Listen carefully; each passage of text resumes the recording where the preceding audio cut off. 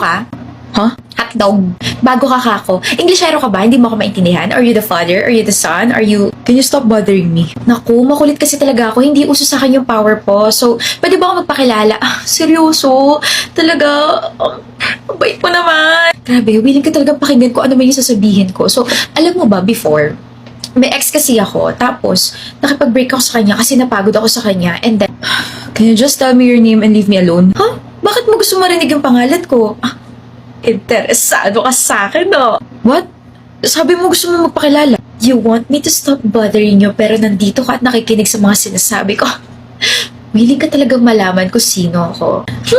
Nababother ka na ba sa sarili mo kasi napansin mo na iba yung takbo ng utak mo sa mga sinasabi mo? Oh my goodness. People call me Krisha. Pero yung real name ko, Krisha. Fero. Fero? Fero. Ay, wala na talagang karugtong yung name ko. As in, yung real name ko is Krisha. Ito naman, wala nang Fero. Yun na talaga yung real name ko. Yun na yung totoong ako. Ako si Krisha. Tsaka alangan naman sabihin ko na my real name is Krisha pero you can call me my... Ito, napapaghalataan. Hindi raw interesado sa akin pero nag-a-assume ng isang pick-up line. My name is Fero. Oh, Fero. Ang unique naman. Now leave. Paano ko aalis? Dito ako naka-assign sa tabi mo. Lord, give me patience. Ha? Marami ako. Go ba si Lord? Ano? Tawag mo ako? Sorry, tawag yata ako sa kabilang section. Bye.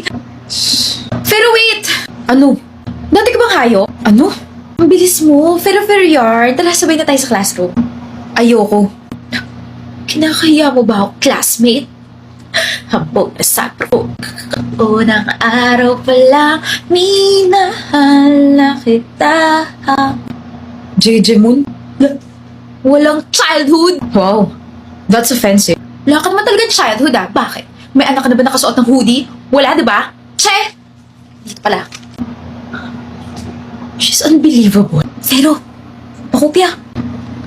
Seatwork na nga lang to, kukopya ka pa? Ayoko. Pero, Ayoko. ayaw mo, pero maawa ka sa akin. Stop bothering me. Eh bakit ka nagpapabother? Gusto mo bang tapean ko yung bibig mo? Pakopya. Hindi tayo close para pakopyahin kita. Close na ba to?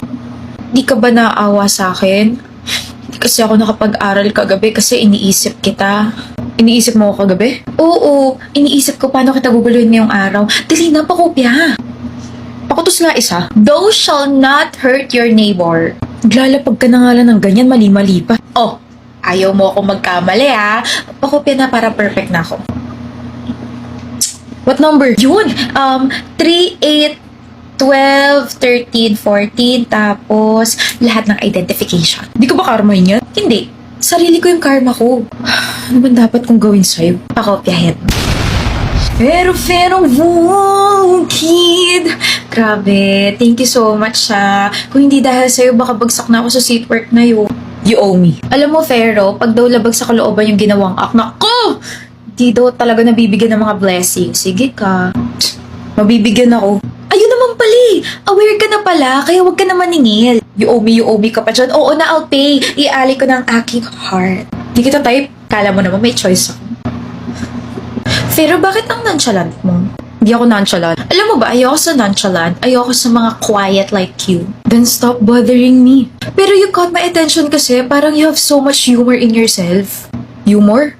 Oo, you have so much humorless. Ang boring mong tao. Marunong ka ba mag-joke? Bakit ba napaka-random mong tao? Alam mo ba na kapag ang shampoo nabawasan, magiging siyam na lang siya? Tapos mahilig pa sa history. Naisip ko lang, titigas kaya yung buhok nila pula-po kung Magellan. Pero! Ano? May joke ako tungkol sa law. Kaso, pag namatay ako, mamimiss mo ako. Ewan ko sa'yo. Funny kaya ng mga jokes ko. 3 araw ko yung tinawanan. Tahimik mo ah. Di ka sanay? Wala lang, nakakabingi lang yung katahimikan. Baka pag nag-ingay ulit ako, marindi ka na naman. Nakakaarindi naman kasi talaga. Tapos yung boses mo, sakit sa tenga.